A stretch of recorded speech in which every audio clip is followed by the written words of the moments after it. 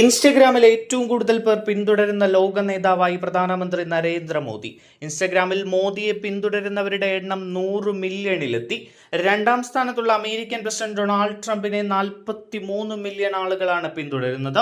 Instagram ഫോളോവേഴ്സിന്റെ എണ്ണം പരിശോധിക്കുമ്പോൾ മോദി ബഹുദൂരം മുന്നിലാണ്.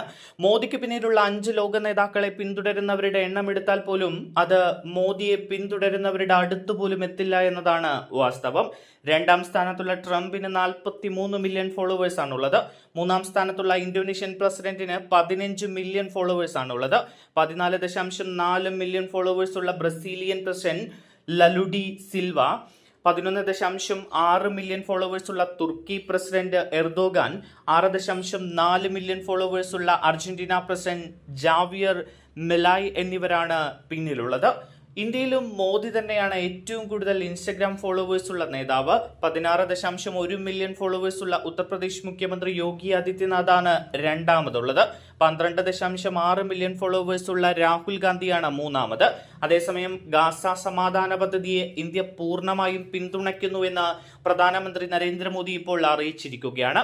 ഇസ്രായേൽ സന്ദർശനത്തിനിടെ പാർലമെന്റിൽ നടത്തിയ പ്രസംഗത്തിലാണ് മോദി ഗാസ സമാധാന പദ്ധതിക്ക് ഇന്ത്യയുടെ പൂർണ്ണ പിന്തുണയെന്ന് വ്യക്തമാക്കിയത്.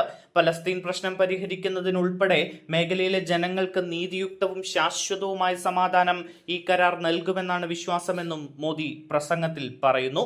ഹൃദ്യമായ സ്വീകരണമാണ് പ്രധാനമന്ത്രി നരേന്ദ്രമോദിക്ക് ഇസ്രായേൽ പാർലമെന്റിൽ ലഭിച്ചത്. പിന്നീട് നടത്തിയ പ്രസംഗത്തിലാണ് മോദി ഗാസയെ പരാമർശിച്ചത്. ഭീകരതയ്ക്കെതിരായ പോരാട്ടത്തിൽ ഇന്ത്യയും ഇസ്രായേലും ഒറ്റക്കെട്ടായി മുന്നേറുമെന്നും മോദി പ്രസംഗത്തിൽ പറഞ്ഞു. എവിടെയായാലും തീവ്രവാദം സമാധാനത്തിന് ഭീഷണിയാണ് എന്നും ഇസ്രായേലിനെ പോലെ ഇന്ത്യയും ഭീകരവാദത്തോട് വിട്ടുവീഴ്ചയില്ലാത്ത നയമാണ് കൈക്കൊള്ളുന്നത് എന്നും മോദി പ്രസംഗത്തിൽ പറഞ്ഞിരിക്കുകയാണ്. എന്തായാലും ഇസ്രായേൽ സന്ദർശിച്ച പ്രധാനമന്ത്രിക്ക് വലിയ രീതിയിലുള്ള സ്വീകരണം ലഭിച്ചു എന്നത് ലോകരാജ്യങ്ങൾ സസൂക്ഷ്മം വീക്ഷിക്കുകയാണ്.